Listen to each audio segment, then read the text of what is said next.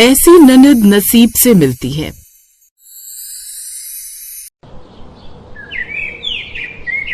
सोनिया का रिश्ता मयंक के साथ पक्का होता है।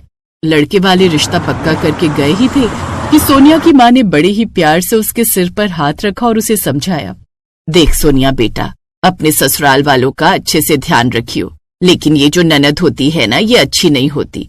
और वैसे भी तेरी ननद विधवा अपने मायके में पड़ी हुई है, उससे थोड़ा दूर रहने की कोशिश करना या फिर उसकी दूसरी शादी करवा दे।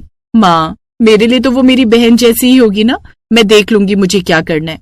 आप मेरी इतनी भी चिंता मत कीजिए, मैं जानती हूँ कि आप मेरी माँ हैं, आपको तो मेरी चिंता होगी।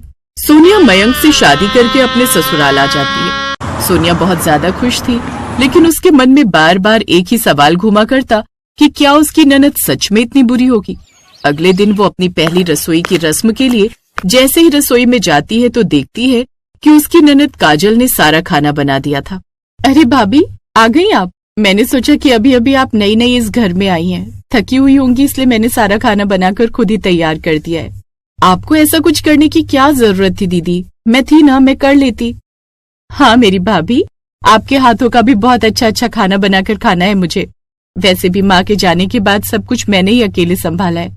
अब आप आई हो तो ऐसा लग रहा है जैसे मेरी बहन मेरे जीवन में आ गई है। सोनिया को ये सुनकर बहुत अच्छा लगता है। थोड़ी देर में पूरा परिवार साथ में खाना खाता है। अब काजल पूरे घर का काम करती है और शाम को सोनिया के अच्छे से मुंह दिखाई की रस्म रखी जाती है। कई सारी पड़ोसनें सोनिया की मुंह दिखाई के लिए आती हैं और एक पड़ोसन आशा कहती है, सोनिया तो बिल्कुल चांद का टुकड़ा है, मयंक के साथ इसकी जोड़ी तो बिल्कुल राम सीता की लग रही है। और सोनिया, तेरी ननद तुझे ज्यादा परेशान तो नहीं करती? जानती हूँ ससुराल में ननद का मिलना कितना अजीब लगता है। हाँ हाँ सोनिया, कोई बात नहीं, एडजस्ट कर ले, अब क्या ही कर सकते हैं। आशा और विद्या इतनी बेशर्मी से काजल के सामने ही ये सारी बातें बोल रही थी। काजल का चेहरा छोटा सा हो जाता है, लेकिन तभी सोनिया नजर उठाकर और घूंघट हटाकर सब लोगों के सामने आत्मसम्मान के साथ कहती है, एडजस्ट करने वाली क्या बात है? ऐसी ननद तो नसीबों से मिलती है जो एक माँ की तरह ख्याल भी रखती है और एक बहन की तरह मस्ती भी करती है। सोनिया की बात सुनकर जैसे सभी लोगों की जुबान पर ताला लग जाता है, वहीं काजल की आंखों में भी आंसू आ जाते हैं। कुछ दिन गुजरे ही थे कि एक दिन काम से आकर काजल ने कहा, भाभी आप तो जानती हो कि मैं छोटा सा ब्यूटी पार्लर चलाती हूँ, तो मैंने भाई की शादी के लिए कुछ पैसे बचाए हुए थे और ये मैंने आप लोगों की हनीमून की टिकट ली है। अगर आपको कोई एतराज ना हो तो आप लोग केरल घूमने के लिए चले जाओ मेरी तरफ से।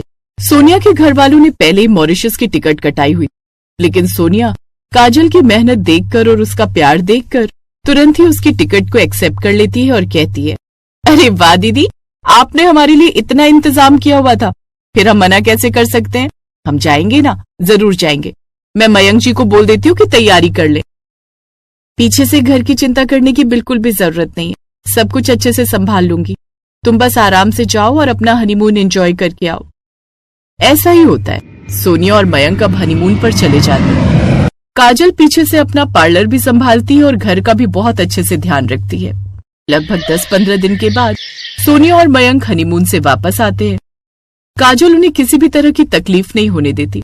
एक दिन सोनिया की माँ उसके ससुराल में उससे मिलने आती है और उसे कमरे में ले जाकर कहती है, अरे सोनिया, ये काजल तो पूरे घर पर हक जमा कर बैठी हुई है।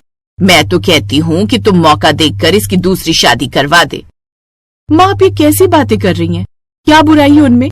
वो मेरा कितने अच्छे से ध्यान रख, सारी बातों का ख्याल रख, एक बड़ी बहन की तरह मुझे संभालती हैं। फिर मैं उनकी शादी क्यों करूं? ये उनकी मर्जी है कि उन्हें दूसरी शादी करनी है या नहीं। आज तो तुझे तेरी ननद अच्छी लग रही है, कल को वही तुझे बुरी भी लगने लगेगी। मैं तो कहती हूँ कि उसकी शादी कराकर उसे दूसरे घर भेज दे। सोनिया और उसकी माँ ये बातें कर रहे थे, वहीं काजल, जो कि उन लोगों के लिए नाश्ता पानी लेकर आई थी, दरवाजे पर खड़ी सारी बातें सुन लेती है। जैसे ही सोनिया ने काजल को देखा तो काजल ने घबराहट में मेज पर नाश्ता रखा और कहा, मैं तो आंटी जी के लिए और आपके लिए नाश्ता लेकर आई थी भाभी, आप लोग नाश्ता कर लेना, मुझे रसोई में कुछ काम है। देख लिया माँ, क्या कर दिया आपने? आप बस मुझसे मिलने आई थी और मेरे घर में कलेश कर दिया। अब चली जाओ यहाँ से, मुझे क्या करना है मैं खुद देख लूंगी, मुझे आपकी सलाह नहीं चाहिए माँ। मेरा काम तो तुझे समझाना था, अब तुझे मेरी बात समझ में नहीं आती है तो क्या हो सकता है, मैं जा रही हूँ। ऐसा ही होता है। सोनिया की माँ तो वहां से चली जाती है, लेकिन उस दिन से काजल ने सब लोगों से बात करनी कम कर दी थी। वो बस अपनी भाभी की मदद करती और पार्लर चली जाती और रात को जानबूझकर देरी से पार्लर से घर आती। कुछ दिन तो ऐसे ही चलता है। एक दिन मयंक की छुट्टी थी और मयंक और सोनिया सोफे पर बैठे हुए थे। तभी काजल अपना सामान लेकर आती है। दीदी, ये बैग लेकर कहीं जा रही हो क्या आप?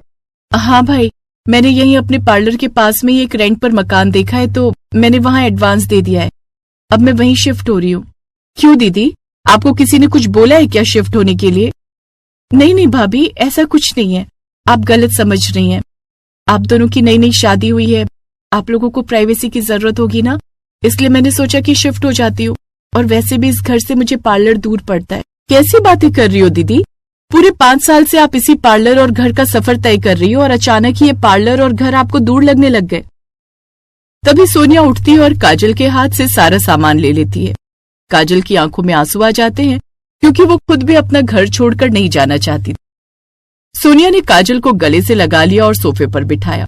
दीदी, आप भी जानती हो, जब पापा मम्मी की कार एक्सीडेंट में मौत हुई थी तो पापा होम लोन छोड़कर गए थे। तब आपने अपनी पढ़ाई को अधूरा छोड़कर वो होम लोन चुकाया और शादी के बाद भी अपने पार्लर के पैसों से वो होम लोन भरती रही। और जब जीजा जी इस दुनिया से गए और आप वापस मायके आ गई, तब भी आपने पूरा होम लोन चुकाया। कायदे से घर आपका है, फिर आप ये घर छोड़कर कैसे जा सकती हैं? ये घर मेरा नहीं, तुम दोनों का है। मेरे कमरे में मकान के कागजात रखे हैं। ये घर हम दोनों के नाम था, पर मैंने ये पूरी तरह तेरे नाम कर दिया है। सोनिया सब समझ जाती है कि काजल के मन में क्या चल रहा था। सोनिया ने काजल से कहा, मैं समझ गई हूँ दीदी, ये सब कुछ आसपास वालों के तानों और मेरी माँ की बातों की वजह से हो रहा है ना। दीदी, दुनिया का तो काम ही होता है कहना, अगर एक औरत मजबूत होती है तो भी लोग उसके चरित्र पर सवाल उठाते हैं, और कमजोर होती है तब भी। आप इस घर का वो पेड़ हैं दीदी जो हमें छाया देता है। आप हमें छोड़कर कहीं नहीं जा सकती, हम आपको कहीं भी नहीं जाने देंगे। काजल मुस्कुराते हुए रोने लगी, लेकिन ये आंसू खुशी के थे कि दुनिया भर की कड़वी बातें सुनने के बाद भी उनके परिवार और उनके अपनों में इतना ज्यादा प्यार। इसके बाद सोनिया और काजल दोनों ही मिलकर रहने लगे। अगर कोई उन्हें भड़काने का काम करता तो वो उन्हें पलटकर जवाब दे दिया करती, और काजल और सोनिया ऐसे ही खुशी खुशी साथ में रहा करते।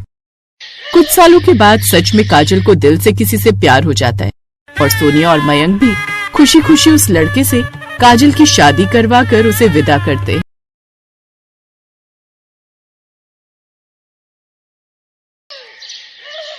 सुमन, मेरे पर्स में 2000 का नोट था। कल रात को ही मैंने जब ऑनलाइन आइसक्रीम मंगवाई थी तो कैश ऑन डिलीवरी किया था, तब तक तो मेरे पर्स में 2000 का नोट था। अब कहाँ चला गया? हो सकता है आपने 2000 का नोट ही खुलवाया हो। वही तो मैं बोल रहा हूँ, मैंने किया था कैश ऑन डिलीवरी, पर जब भैया आइसक्रीम देने के लिए आया तो उसके पास 2000 के खुले नहीं थे, तो मैंने उसे हाथों हाथ ऑनलाइन पेमेंट कर दी थी। सुमन की ननद पारुल दरवाजे के पास खड़ी मन ही मन हंस रही थी। उसके हाथ में वही 2000 का नोट था जो पिछली रात जब सब बाहर आंगन में खाना खा रहे थे तो उसने अपने भैया आशीष के पर्स से निकाल लिया था। दरअसल पारुल को चोरी करने की आदत पड़ गई थी। कहते हैं ना, किसी इंसान को जब किसी चीज की बुरी लत लग जाती है तो फिर उसे काम करने में मजा आने लगता है। ऐसा ही पारुल के साथ हुआ। कुछ समय से पारुल के खर्चे बढ़ गए थे, इसलिए उसने घर में चोरी करना शुरू कर दिया। एक सुबह, बहू, ये 1600 रुपए दूध वाले का बिल बना था, उसके देने हैं। यहाँ माइक्रोवेव के ऊपर रख कर जा रही हूँ, अभी दूध देने आएगा तो उसका हिसाब कर देना, मैं मंदिर होकर आती हूँ। ठीक है माँ जी, आप रख दो, मैं ये 2-4 कपड़े रह गए रस्सी पर डाल कर आती हूँ। यही मौका है, चुपचाप पैसा उठा लेती हूँ, किसी को कुछ पता नहीं चलेगा। वैसे भी मैं तो कॉलेज निकल रही हूँ। बस फिर क्या था, पारुल ने माइक्रोवेव के ऊपर से पैसे उठाए और चुपचाप कॉलेज चली गई। इतनी देर में दूध वाला भी आ गया। सुमन ने देखा माइक्रोवेव के ऊपर तो कोई पैसे ही नहीं रखे। सुमन घबरा गई। उसने अपनी सास को मंदिर में फोन मिलाया। हेलो माँ जी, आप माइक्रोवेव के ऊपर जो रुपए रख कर गई थी, यहाँ पर तो कोई पैसे नहीं रखे। बहू, मैं वहीं रख कर गई थी, कहो तो मैं आऊँ क्या? नहीं नहीं, रहने दीजिए, मैं बोल देती हूँ कल ले जाएगा। भैया आप एक काम करो, कल ले जाना अपने पैसे, ठीक है? ठीक है भाभी जी, कोई बात नहीं। आखिर पैसे कहाँ गए, एक बार पारुल को फोन करके पूछती हूँ। हेलो पारुल, मेरी आवाज सुनाई दे रही है? तुमने सुबह माइक्रोवेव के ऊपर रुपए रखे हुए तो नहीं देखे थे? नहीं भाभी, मैं तो बहुत देर की कॉलेज निकली हुई हूँ, मुझे नहीं पता आप कौन से पैसों की बात कर रही हैं। अच्छा मैं फोन रखती हूँ, मेरी फ्रेंड्स मुझे बुला रही हैं। बाय भाभी। सुमन का दिमाग खराब हो जाता है। एक दिन पहले आशीष की जेब में से पैसे निकले और एक दिन बाद माइक्रोवेव के ऊपर से। अब ऐसे एक साथ कैसे हो सकता था कि रोजाना ही घर से पैसे चोरी हो रहे हो? ये तो हद ही हो गई। जब मैं माइक्रोवेव के ऊपर रुपए रख कर गई तो रुपए ले कौन गया? आशीष, ये क्या कर रहा है बेटा? ये लोग कौन है? माँ, घर में सीसीटीवी कैमरे लगा रहा हूँ। पता ही नहीं चलता घर में कब कौन सी चीज गायब हो जाती है। सीसीटीवी कैमरे में पता चल जाएगा कि आखिर घर से चीजें कौन चुरा रहा है। सीसीटीवी कैमरा लगते देख पारुल परेशान हो जाती है। घर में चोरी करना अब पारुल के लिए मुश्किल हो गया था, इसलिए उसने कुछ और ही करने का सोचा। एक दिन पारुल अपने फोन में एक वीडियो देख रही थी जिसमें उसने देखा कि एक औरत ने मॉल से कुछ सामान चुराकर अपने कपड़ों में भर लिया और चुपचाप वहां से निकल गई। ये देखकर पारुल का दिमाग घुमा और अब वो बाहर से चोरी करने का सोचने लगी। एक दिन वो बहाने से सुमन के साथ एक मॉल में शॉपिंग के लिए जाती है। पारुल, हम लोग पहले तो कभी इस मॉल में नहीं आए। हम तो अपने घर के पास वाले ही मॉल में जाते हैं ना, फिर तुम यहाँ क्यों लाई हो? अरे भाभी, ये मॉल बहुत सस्ता और बढ़िया है। यहाँ पर कपड़ों की वैरायटी और बाकी सामान बहुत सही दामों में मिलता है। ये देखो भाभी, ये कुर्ती आपके ऊपर बहुत अच्छी लगेगी। एक बार आप ट्रायल रूम में से पहन कर आओ। अरे तुम भी तो कुछ पसंद करो, मुझे ही दिलाती रहोगी क्या? अच्छा ठीक है, मैं ट्राई करके आती हूँ, तब तक तुम अपने लिए कुछ पसंद करो। हाँ हाँ, मैं करती हूँ ना। पारुल चुपचाप कुछ मेकअप का महंगा महंगा सामान अपने साथ लाए बैग में डाल लेती है। इतनी देर में सुमन भी आ जाती है। कुर्ती मुझे पसंद नहीं आई, कुछ और देखते हैं, चलो वहां आगे। अरे भाभी, मेरे ना कॉलेज से फोन आ गया है, मुझे बहुत अर्जेंट एक प्रोजेक्ट करके देना है। मैं सोच रही हूँ फिर कभी आ जाएंगे, अभी घर चलते हैं, मुझे बहुत काम है। ठीक है, कोई बात नहीं, फिर कभी आ जाएंगे। बस फिर क्या था, सुमन की आड़ में पारुल चोरी करती थी। वो उन महंगे प्रोडक्ट्स को अपने कॉलेज के कुछ बच्चों को बेच देती है। अब उसे और लालच आने लगा। लालच में इंसान अंधा हो जाता है। 2 दिन बाद पारुल फिर सुमन से उसी मॉल में जाने की जिद करती है। देखो पारुल, अब तुम मुझे दोबारा लेते हो आई हो। अब तुम्हें कोई कॉलेज का काम तो नहीं है ना? मैं बड़ी मुश्किल से घर से समय निकाल कर तुम्हारे साथ आई हूँ। मुझे शाम का खाना भी बनाना था, पर सिर्फ तुम्हारा मन था इसलिए मैं आ गई। एक काम करो, तुम कुछ ट्राई करो, मुझे तो इतना कुछ पसंद नहीं आया था यहाँ। ठीक है भाभी, तब तक आप मॉल में इधर उधर घूमो, मैं कुछ ट्राई करती हूँ। हाँ, ये जीन्स अच्छी लग रही है, मैं एक बार ट्राई करके आती हूँ। मुझे ना वॉशरूम जाना है, मैं बस 2 मिनट में वॉशरूम होकर आती हूँ। सुमन वॉशरूम चली जाती है और पारुल को मौका मिल जाता है। पारुल इस बार अपने बैग में कुछ ज्वेलरी सेट रखने लगती है। तभी कोई उसका हाथ पकड़ लेता है। ये छोड़िए मैडम, आपको हमारे साथ रिसेप्शन पर चलना पड़ेगा। पर मैंने क्या किया है? छोड़ो मेरा हाथ। आप मुझे इस तरह कैसे पकड़ सकती हैं?